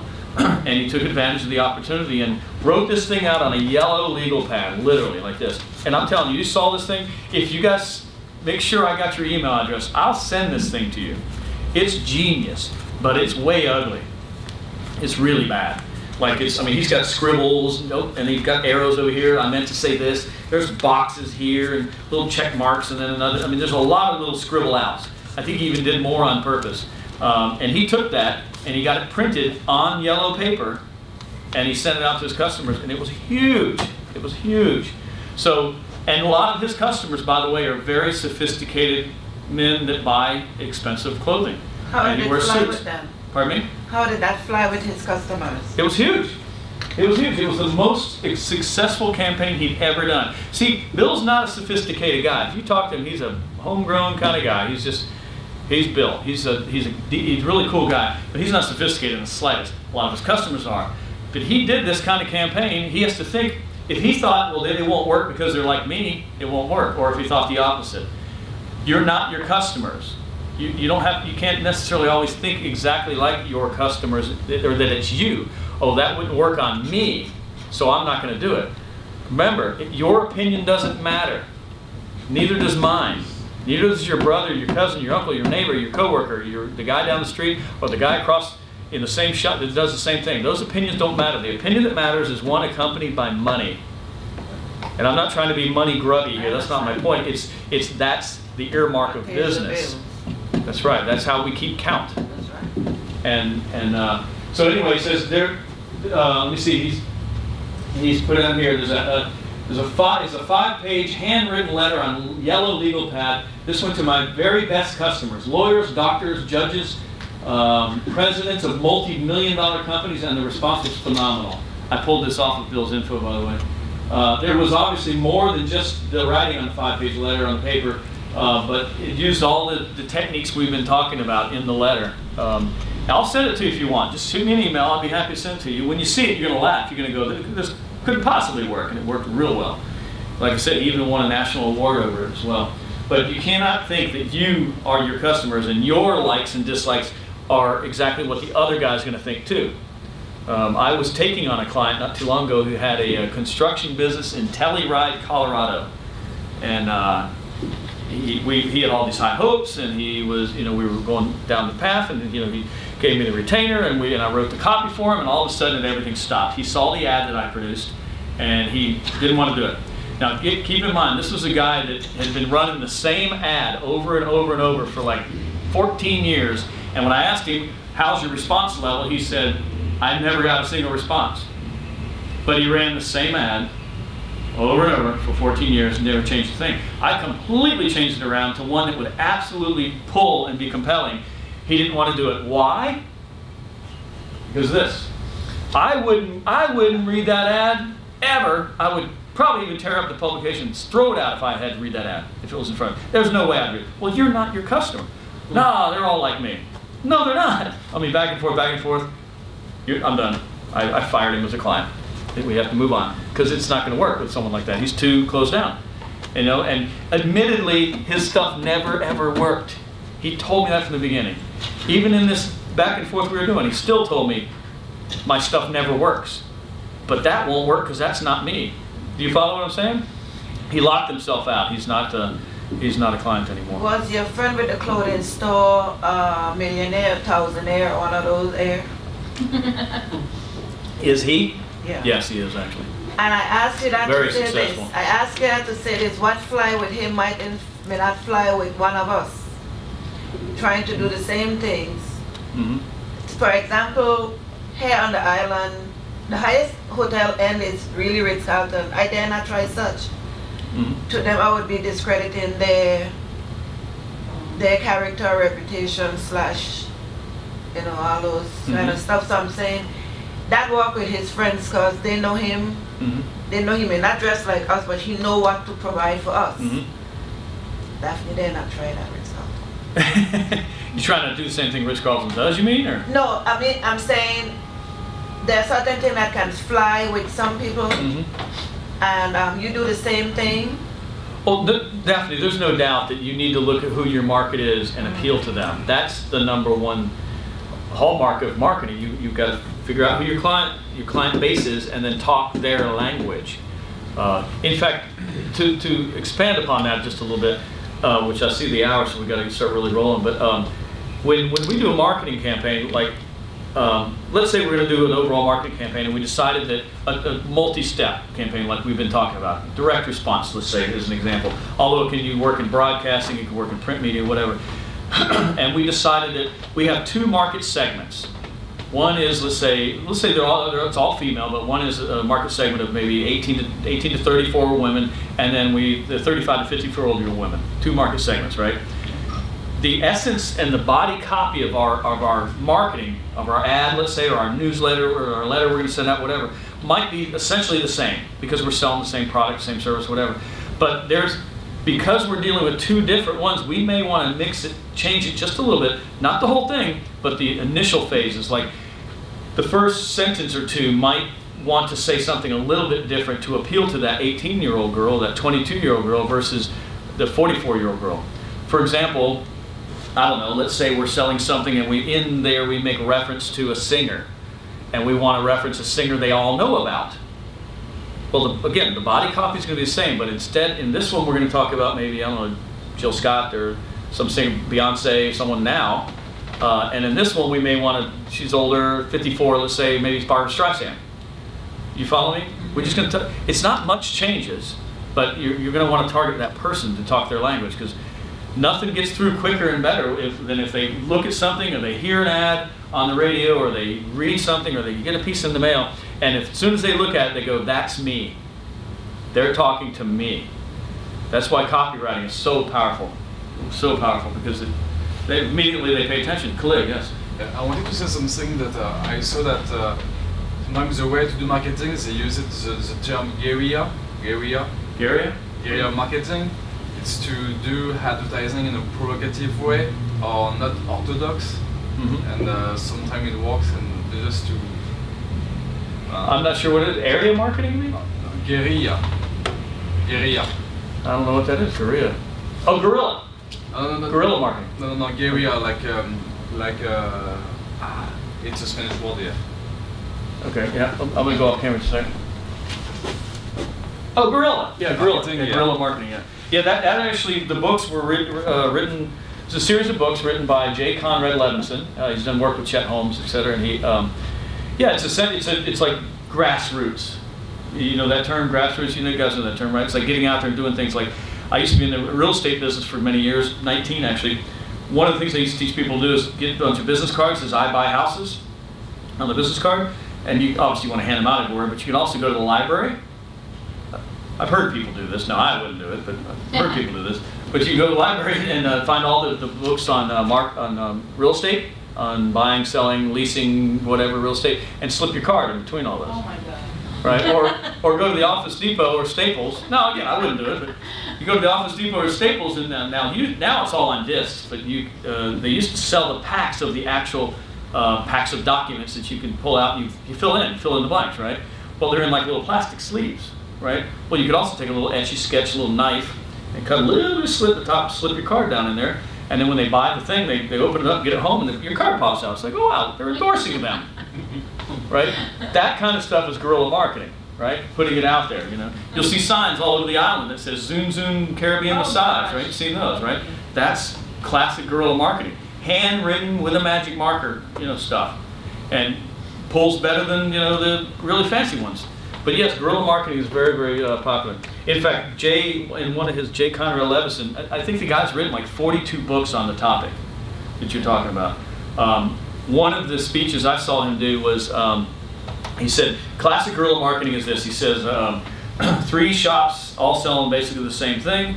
One shop on one side, I think it was a clothing store, shoe store, his example. One side they decided to have a big, huge sale, and they were a powerhouse of a shop, of a store, so they put all their shoes on sale for like 40% off or whatever, and they were just blowing it out. Well, the guy on the left side of our guy that we're doing, so he did 50% off all the shoes to get even more business. And this guy's got a smaller shop, and he's stuck in the middle, right? So what does he do? A classic guerrilla marketer thinks outside the box. All this guy did was put a sign above his door that says, enter here. Right? So you got a big sign out here that says 40% off shoes, 50% off shoes. This guy just put enter here. That's guerrilla marketing at its finest. Yes? I just want to make a reference about that. There was a restaurant in Smithsville, St. Thomas, Toast and Tart, who used to have, now it's closed, but they used to have a sign saying warm beer, disgusting food. And down by Cookie. Yeah. Warm beer and nasty food or something. Disgusting. Yeah, remember? Yeah, I remember that. Really? Yeah, did you remember seeing that sign down by No, Cookie? I don't be in there. It was a little, had a frog outside. Out there. Yeah, you saw it, right? Was it nasty food? Toad, not toad. Toad and Toad. Toad? Yeah. there's Oh, a, that's not in by Cookie The Corner. That's on the building main road. looks well, it's on the main road, yeah. So, I remember the warm beer and Well, I remember that. Yeah, and there's a place in the States called Joe's Crab Shack. I always remember that. On the back of their restaurants, it's got a big sign on the glass that says, free beer tomorrow. Always. It's always there. Right. You drive and you go, Come oh man, tomorrow. no, that's tomorrow. That's tomorrow. The other thing that they do there, by the way, is when you walk in the bathroom at Joe's, you walk in the men's room, right? You walk in and the door closes, and when it closes, it's glass. And on this side it says men's. When it closes, it says women's backwards. So you go, oh, what did I do? And you go back out. Wait a minute. No, it's quite comical. Let's move on from this one. The next one. This one actually I've combined. This was the marketing mistake 7 and 8 because they go together. They go hand in hand. Okay.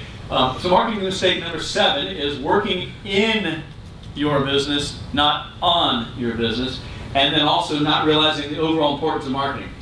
This addresses a real problem, okay, that we hear from business owners all the time, and that's I'm too busy. I'm too busy. And by the way, man, if you are going into business because you want more time, more free time, that's not going to happen. Not for a little while. Yeah. But there's a lot of advantages, obviously, or you wouldn't even have the desire, I imagine. But I mentioned before Michael Gerber. I introduced you to him a little bit ago. He has written a book called E-Myth. He's got several of them. E-Myth, E-Myth Revisited, E-Myth Mastery. Now he's got E-Myth Contract. He's doing vertical books now. E-Myth Contractor, E-Myth Lawyer, etc. Inc. magazine, as I mentioned, said he was the most influential business leader of our time, something like that. And he actually coined the phrase, the importance of working on your business, not in your business. And that is, it can't be overstated how powerful that is. It's of course going to be important as you go forth and move forth in your business to come up with policies and procedures and systems and things like that in order to grow your business exponentially. And I even would venture to say that without policies and procedures, you really never can succeed as a business in a big way. With them, you will succeed because you've got them in place. In fact, to exemplify that, if you there's a multi-billion-dollar corporation that's being run by acne-faced teenagers every day. It's multi-billion dollars. It's got a big M outside. It's called McDonald's. Why and how were they able to pull that off? How are they able to have this multi-billion dollar corporation where teenagers are running it? Teenagers, literally. It's because they got policies and procedures. Because somewhere, along the line, Ray Kroc, who came up with the McDonald's concept, he bought it from the McDonald's brothers. He put policies and procedures in place. He put systems in place. And that's a huge marketing mistake too, because you get bogged down in being too busy in your business and you don't have enough time to market properly. And here's a huge point. This is a writer downer, and that is that it's very important to become a marketer of what you do and not just what you do. So you're not a pet sitter. What your real job is to become a marketer of a pet sitting business. The difference is night and day. Okay? You're not in the design business, the graphics design business, but you're a marketer of the graphic design business. Now, yes, you have to take the hat off of strategic guy, marketing guy, and occasionally put on the tactician hat to do the technical aspect of doing the work, but it's important to know the difference and to keep them separate. In Michael Gerber's book, he talks about, so let's say, he uses a different example, but the prime example that I use is, let's say you've got a guy who works at or a woman that works at a pie company, a dessert store, and they sell desserts. Joyce's Desserts, right? And this girl in the back, Carol, is the best pie maker ever. In fact, when she came on board, Joyce's Pie Shop shot through the roof business-wise. People were out the door because she makes the best pie. So Carol's sitting back there making pies year after year, day after day, month after month, thinking, well, why am I doing this and making Joyce rich? She's got the business when I'm the one that's really doing the work, right? So she starts getting getting bothered by this, so she decides to go out on her own. Michael Gerber calls it having an entrepreneurial seizure, because she's lost her mind, right? So because she thinks that the tactical aspect of what she's doing is going to suffice her in business, where in reality, it takes a completely different skill set to run a business than it does to do the actual thing. Like if you're going to have a mechanic shop, Joe's Mechanic Shop, Carl in the back can twist the best wrenches. He knows he can identify what's going on with a car, he can diagnose it, fix it, etc. But to know how to run a business is completely different, right? Same thing here with a pie company. She goes into business herself and learns very, very quickly that she used to have one boss, that was Joyce. Now she's in business for herself. Now she has multiple bosses. She's got her suppliers. In a way, they're a boss. She's got to be accountable to those suppliers, make sure they get paid, make sure they got inventory properly for her, etc. She's got, of course, her landlord. She's got her own customers. She's got employees, all that. So if you get bogged down too much in working in your business, not on your business isn't going to excel. And of course, the next one is the overall importance of marketing. That's vital. We've been talking a lot about that today, but to see the diversification and all the different kind of things you can do with marketing is real important. And by the way, let's make sure we keep in mind, it doesn't have to be complex. Marketing doesn't have to be complex at all. It's quite easy when you really look at it from where it is and you get your mind into the mind of the customer, or the client, Let me see, did I cover anything else there? Need a shot in the market or worth yet? I think we can move on from that one. Any questions related to that one? Okay. Also, here's the point I was making before as well. Stop seeing yourself as the seller of your particular category of merchandise or your products or services, but as the marketer of a business that sells that category of merchandise or product or service or what have you. The marketer of any business will be the one who achieves total financial freedom. If you get good at marketing, the marketing of the items, then your business will have no boundaries. Okay? But it's real important to set time away each day or each week and work on the business, not in the business. Does that make sense to everybody? Besides that, if you want to have staff, if you want to expand, really to go to the next level, you're going to need to hire staff, whether it be independent contractor or actual employees. If you need to do that, or if you're going to do that, then you need to get down how things are done around here. Put that in policies and procedures. That way it's going to be easier to hire them and train them when they come on. Okay, let's move on. And number 9 is a big one, and it is lack of shameless self-promotion. A lot of people think that that they don't want to promote themselves that much or make themselves out to be the reigning expert in their industry. Big mistake. I remember someone a couple of years back said a statement that I always remember, and it's if you don't toot your own horn, someone might come along and use it as a spittoon. Okay, but you're the one that needs to be out there. You need to be the reigning expert in your industry. Like maybe you go do a radio show. That puts you in expert status. You could as well, right? Do a mommy show, right? Now you have expert status. Maybe you write a book about it, or even if it's an ebook, okay? Because then when you walk into a client's office or when you have someone come visit, you get them on the phone, and they say, well, what qualifies you to watch my child? Well, I wrote the book, right? I wrote the book. So it's shameless self-promotion. It's a big deal. And that can be done very easily, by the way. You don't have to write the whole thing yourself. There's ghostwriters you can hire. It's not that big a deal these days. Let me see, promote business. We can move on from there, but doing this expert status thing is a big deal. And like it says here, it doesn't have to cost a lot either. You can simply do certain letters, postcards, things like that, making you out to be the reigning champion of whatever your industry is. You can also put out press releases. This is a real important one too, because this is free press. Put out press releases to the various newspapers and broadcast facilities in your area, any media. Now, in the press release, it's not an ad, folks. Don't be writing it like an ad with you just got to have. You can't have a headline, but don't write it like an ad where it's a pitch. It needs to be more informational, because statistically, about 80% of all news out there is actually implanted news. It's embedded. It's created. The journalist guys, they don't do it themselves necessarily. They wait for articles, info to come in, and they may play with it and futz with it and adjust it to make it their own, if you will. But for the most part, they're taking press releases and other info and using it. So that's shameless self-promotion. Put out press releases, right? And that's free, Daphne. Yes. It's free. Yes. Okay, number 10. Notice I got 10A. I split it up. Okay. 10A is too infrequent contact with your customer. We've talked about this. How many impressions does it typically take before someone makes a buying decision? About 8. Yeah, about 8.3 I think it is right now in today's statistics. I'm a big statistic follower, you can probably tell. I like to dig in for that stuff, and because it really guides me sometimes.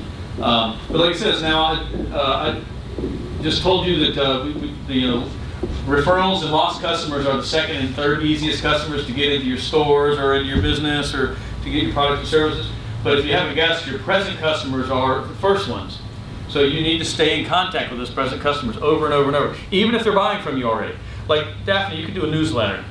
If you gathered all the contact information from everybody that came to you and use your services, you do a newsletter? I do. No.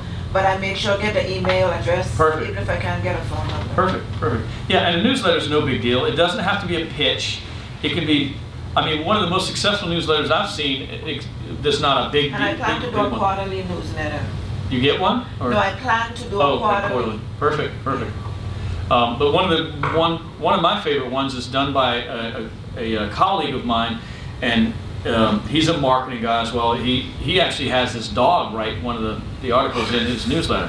It's the most popular part of his newsletter. People always talk about it. I forget the dog's name, but it's just right in the back corner. It doesn't have to be a big deal. You can do an email, although the printed kind is really more effective, but also is more costly. So you can put that off till later and do your electronic one first. There's a lot of services. A lot of them are free that you can do it with.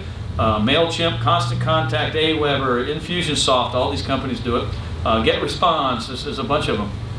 Some of them cost about, Aweber I think is $19 a month, something like that. And it not only will capture all your client data and keep it in a software, it's called CRM, Customer Relations Management, but it also can send out emails for you. It can do those sequence emails we talked about. Plus, embedded in it are newsletter formats and platforms, and templates. Some of them allow you to do multi-businesses. Yeah. And they only charge you over 100. Exactly, depending on how many you send Yeah. out. Exactly right. You've done your research. I have one for something else I do. Okay, gotcha. Yep, you might be able to do it separately there. So, too infrequent contact. This alone, folks, if you're used to just, waiting for those customers to come to you, and then that's when you interact with them, that's reactive. This kind of stuff alone, by itself, is worth the money of the seminar and will multiply your business just by touching them more often. Touch, touch, touch, touch. Hopefully in multi ways. Like I said, an email this time, a postcard that time, back to an email, then a letter, then a personal visit or a phone call, whatever. Touch, touch, touch. It's huge. It can't be understated. And B is the proper frequency. Oh, by the way, this is based upon some facts in a survey called Direct Magazine, put out in 1999. And they said the proper frequency to contact your customers every 20 days was their analysis survey they did. Perhaps even worse, that month that you do not, here's the thing, the month you do not contact your customer, you lose your relationship with about 10% of them. Yeah, but 20 days are a little frequent. That's a lot. Frequent? You think it's frequent or infrequent? Don't be writing me Oh, every 20 days. I like 9 days. Oh, wow. But Every again, time it I depends. check, don't be writing me every 20 days. And you know what? These days, if you've noticed, I don't know how much time you spend online and doing different things, but you know how there's a juicy bribe sometimes. Give us your email address and we'll send you this thing. If you do that, oftentimes as you get into the program, it will ask you, it'll say, look, you're now on our newsletter list. How often do you want this? Oh. And Yeah, a lot I of them noticed are that. once a week, Yeah. whenever we got new stuff, once a month, Yeah. whatever. So if 9 days is too frequent for you, back it off a little bit and see how your customers do. If 20 days is too, back it off, see how they do. That's I why mean, it's a quarterly. I think at least once a month, at least. I guess Or- it depends on what you do. I would rather them love to Absolutely. hear from me than me being an action again, just send it in the trash. Where they may be offering something good, about 20 days. But You the don't thing get is, open. if you're offering good value in it, let's say you do a newsletter email-wise. First of all, they don't have to open it. But second, and if they, let's say they're going to come to St. Thomas and they've been getting this thing from me for months, now we just made a decision to come to St. Thomas again, well, maybe now they're going to open it. But if you wait for once a quarter, you may lose them in between. When they open it, finally they might meet an expiration date 2 months ago as well. Could be. You could also start setting it, say, put them in a little sequence in your CRM, your customer relations management software, which you can buy. You can do it monthly. There's the inexpensive ones. There's free ones. You can put it in there to where if they don't respond or open it after so many, that maybe in the subject line you're going to go, your subscription to us is about to expire. Right, I used So to there do are that. programs too you can get on. One is called I think it's yes.com. It ties together with Yahoo Mail, Gmail, some others that you can put it on there and you can tell when people open your stuff. The one I have to tell me who opened what. It does good. So that's a little important. At number 10, I decided to do some bonuses and then we're going to be done. Okay. We did 10 common marketing mistakes that most entrepreneurs do. Can you see most people do this? Most people do these things. Here's some more, which we won't go into really extensively. Pardon me? Sorry, what was 10B? 10B was, it was the statistics. It was just another sheet. I couldn't put it on one sheet and have you read it. Because it would be all that plus all that. So it was too much, so I did a B. You don't have a B on your sheet. Don't worry. Yeah, no. You're not missing anything, Daphne. Oh. I swear. But so here's some of the other ones, and some of them are might seem a little redundant, but we won't go into them in depth. But lack of proper and judicious follow-up. I find this to be a huge one. I find that a lot of people don't properly follow up with clients. They get them in the door, and then they forget about following up with them, and the customer just simply goes away. Because, in fact, there was a study done, and I don't remember this particular study and all the exact stats, but they did a study on why don't you go back to a particular, certain businesses over and over, and it's because they haven't heard from them, so they figured they went out of business. That was the bulk of the response, was that people just figured they must have went out of business because they hadn't heard from them. So follow-up is real important, and that ties together with what we've been talking about. Another one is not seeing the true big picture. That means, the big picture of the customer. Remember we talked about customer lifetime value, right? Lifetime value of a customer. That's a big picture. So, making sure that you understand that customer is not just that $120 sale today. But if you do things right, follow up properly, get back with them, work the referrals, do all the other things, put it in place, then the big picture is that customer could be worth $2,700 in the next 5 years, not just $120. Not prioritizing your schedule. That's a big one. That goes back to to being busy as an entrepreneur. There's a software program out there called the Action Machine that helps you with time blocking, and it's a real big deal. I'm trying to learn to do that more myself, but you get a lot done in a day by What's the time name? blocking. Called Action Machine. Time blocking is basically where you sit down for the day, let's say, and here's all the things you got to do. Let's say you got 8 different projects you got to finish today, and you've been on a roll where you haven't gotten them all done yet, so you got to figure out how to do it. And what you do is you sit down and say, okay, here's my 8 items. You list them down, and you say how much are each one of them going to take? You say, well, this one, if I really stayed on it and focused, it's going to take 30 minutes. This one here, okay, that's going to be about an hour and a half. This one, that's just a series of phone calls. They'll probably tell me about their dog and their pets and all that stuff. So it's going to take probably 20 minutes, all the way down. And then you literally take those chunks of time and you schedule it in the day. The software program Action Machine helps. It actually does it for you. And a little alarm will come up on your computer going, you got 5 minutes, get off in 5 minutes, right? And now you can buy yourself another 5 minutes by hitting a button, but then it gives an alarm, and it's annoying. But that's the point. But it really helps you prioritize your schedule that way. And years ago there was a gentleman, I forget the guy's name, his last name is Lee. He approached Norman Vincent Peale, and he said, what we need is to get more efficient in our day. And the guy said, okay, well, here's the idea for you. He gave him it was a $25,000 idea, and he said, right now, jot down the six most important things you got to do tomorrow. So the guy did it, and he goes, okay, now number them in order of importance. So he did them in importance. You've heard of this. And he said, okay, take that piece of paper, put it in your pocket. Tomorrow, pull it out and do the first one, and don't get off of that first one. Focus entirely until you get it done. Then move to the next one. Then move to the next one. And he said, if you don't get them done, you wouldn't have got it done any other way. So this will be the most efficient way, method of your time.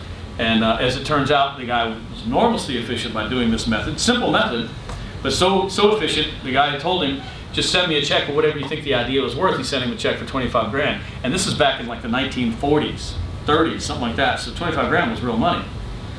Anyway, move on. Not assigning tasks per pay grade. That's a big one. In other words, not delegating properly, right? Not assigning things per pay grade to the person. Like if you got people that work with you or for you or whatever, making sure that you're not doing the tasks that they could do, or that it's assigned properly to the right person. Like if you've got,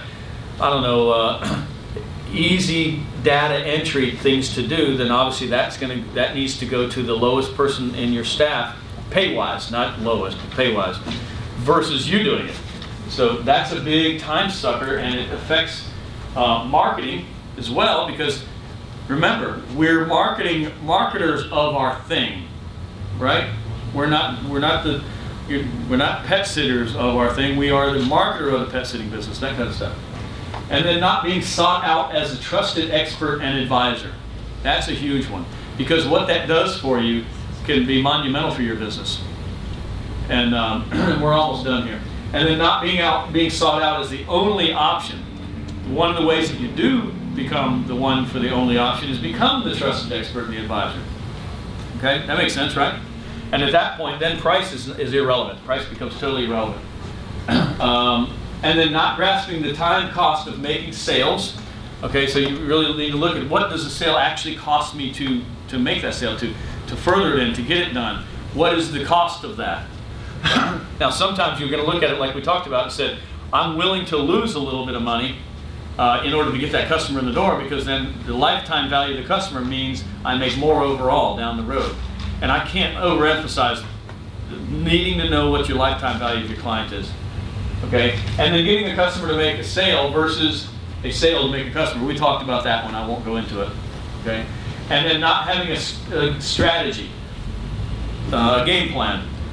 This is really one of my expertise is strategy, marketing strategy. That's really why the bulk of my clients come to me is marketing strategy, is to look at what do I need to do, how do I need to do it, what are the steps, what needs to come first, second, third, fourth, etc. Because a lot of people get out there and they're mired in all this stuff to do. Which do I do first? Do I need a website first? Do I need to do SEO? Do I need to run an ad? And seeing the big picture and doing the strategy is very, very important. And then not building or establishing value first. This also is a pet peeve of mine. When someone calls in to ask you, they call into your business and say, well, how much is a banner? If you're in the design business, designing, printing business. The worst thing you can say is how much the banner is. What you really need to be saying is, well, here we make our banners out of such and such vinyl material. It's this kind of gauge. When we do put grommets on it, if you request the grommets, it's going to be this kind of grommet. Therefore, it is, and then you name the price. Gotta build value first. Okay, that is it's vital. I can't overemphasize it. It's so important. You never ever name price until you first build value, because what you're going to hear is that's too much. Almost invariably, you're going to hear that's too much. So, and then that goes right into the next one, which is not solidifying features versus benefits. And remember, features and benefits totally different. They go hand in hand. But people care about benefits. That's what you need to be selling, is the benefits, not the features. Okay? It's, it may be a car, but it could be, a much nicer car than just a red car. Another example would be like I used to do a lot of real estate flyers. It's not just a fireplace in a house, by the way. It's a romantic fireplace with a picture frame mantle, because that elicits in the mind what they're going to use it for, right? It's not just a front porch, it's a rocking chair front porch. These kind of things, features and benefits. So put that in your marketing, put that in your ads, put that in your broadcast.